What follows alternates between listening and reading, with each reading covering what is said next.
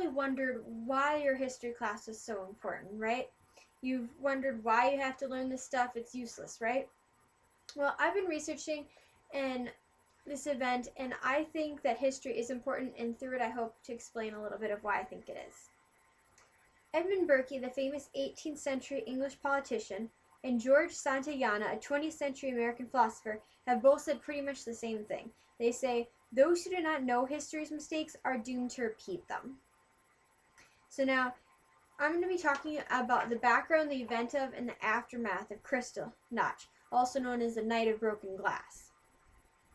So first, let's go 77 years back. The date is October 28th, the year 1938. 18,000 Polish Jews have just been desensitized and are now being moved to the border so that they can renew their citizenship. Among these is the parents of Herschel Greenspan, who is in Paris right now living with his uncle. He learns of what has just happened to his parents and gets angry and goes to the capital of Paris and shoots the German embassy's leader, Ernst von Rath. This event starts Kristallnacht, which is pretty much the merciless destruction of Jewish property.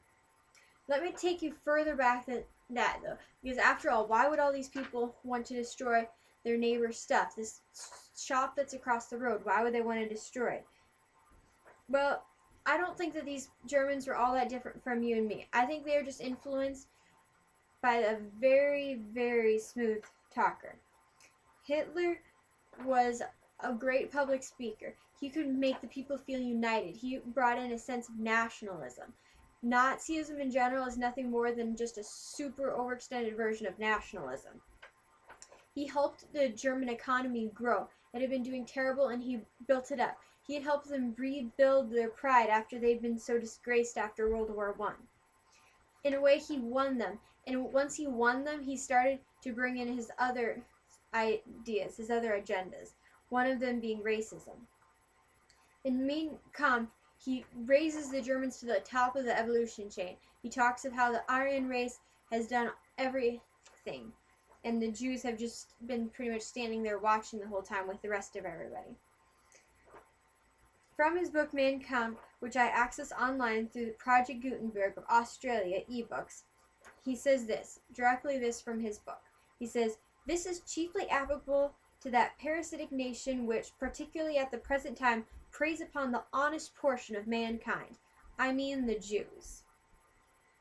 And this same theory persists throughout his thing. He's telling the Germans that they are the superior race, they are the top of chain of evolution, and the Jews are just latching onto them, and that's the only reason they've been surviving so far. And although not all the Germans necessarily agreed with this idea of racism, they had to be awed at him because of how he'd built up their economy and how he'd been doing such great things for the Germans as a country. And so in this, they just kind of became indifferent to everything else that was happening around. They didn't necessarily like it, but they didn't do anything about it. In the words of Elie Wiesel, who was part of the Holocaust, in his speech, The Perils of Indifference, he says this. He says, indifference can be tempting. More than that, seductive. It is so much easier to look away from victims. And this is, I think, what a lot of the Germans did. They just looked away from the Jews that were being hurt. So now, given the environment of Germany and how the Germans were so racist against the Jews at this point from Hitler, it's not really a big surprise that Kristallnacht happened. Some people now are beginning to deny that it ever happened, but honestly, you can't deny the facts. You can look up anywhere and see all of the different things and facts of what happened. Hugh Green from the London Daily Telegraph, as quoted by Reed and Fisher in their book Berlin Rising, the biography of a city, says this. He's describing the events of Kristallnacht now in Berlin. He says, mob law ruled in Berlin throughout the afternoon and evening, and hordes of hooligans indulged in an orgy of destruction. I've seen several anti-Jewish outbreaks in Germany during the last 5 years, but never has anything this nauseating as this. Erin Stengel, a Jew who lived in Austria at the time, she was a very little girl at the time, but she remembers this. She says, it was very bad. They had smeared the houses outside with red paint, pretty much written on it, "Dirty Jews." And that was written all over our house. After Kristallnacht, everybody was afraid and tried to get out of the country.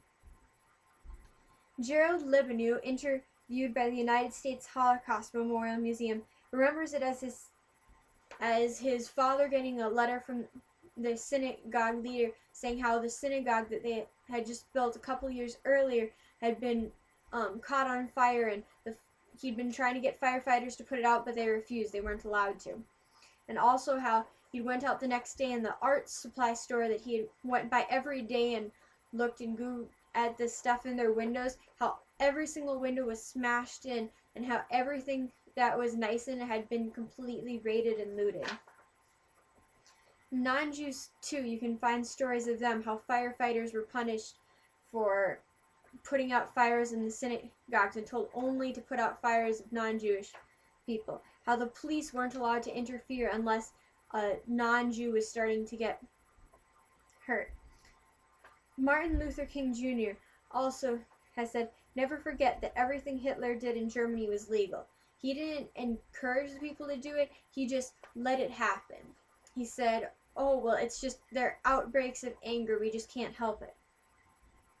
Hitler exalted himself and the Germans, and in the same way he put down the Jews and just let whatever happened to them happen. Later on he took more measures, particularly against the Jews, but early as this he didn't.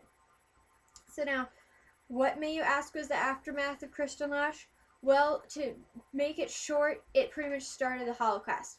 30,000 Jews were sent to concentration camps after that. It was cited somewhere that 91 Jews died over that, probably now, is what they're saying, just in that one night.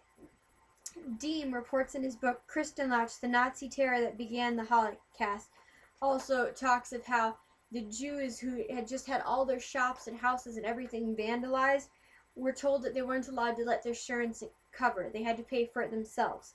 On top of that, they were fined 1 billion marks, which is about a sixth of their property that they own. And now they also tried immigrating in mass numbers. Why wouldn't you? You want to get out of this country that's treating you like this, right? Well, countries like Switzerland and America had certain quotas, and sometimes their visas would have restrictions where they are only allowed to come into the country if they had sufficient monetary funding. Well, some of these people were wealthy Jews, but after Kristallnacht, they'd had their businesses, homes, citizenship, and now they'd been fined too. They couldn't afford to have what was called adequate funding for a visa, and so they were denied their visas and forced to stay in Germany. So now that you know about the environment of, events of, and aftermath of Kristallnacht, I hope that you'll be a little more enlightened about this event in history. History revolves, and although I don't know if Kristallnacht will ever try coming around again or any event like it, you really have to be careful with politicians. Hitler was so smooth. All politicians are so smooth at talking their way in. Gun rights, everything, they're so smooth at saying what they want. You really have to look at history and see if it's repeating itself. See what past dictators and past people like Hitler, what they did first, and make sure that it's not happening in your country. The Germans, if they had been learning their history better, they might have seen that history statements about how they're superior weren't always really ever true. The German race had had lots of achievements, yes, but nothing compared to what he said. Also, they might have learned that empires that are quick to rise are very quick to fall too. And the survival of the fittest idea that Hitler taught, yes, that might be what Charles Darwin had taught, but is it really a good way that you want to live your life? Those that are quick to go to the sword are normally quick to die to the sword too. So now, all this to say, don't ignore history. If you know it, it'll save you from repeating it. So the next time you start zoning off in that history class, maybe think about it again and zone in. Listen to what they have to tell you. History has a way of revolving itself, and if it's revolving itself around you, you want to be one of the ones to catch it and not like history make the same mistakes it made before. Thank you.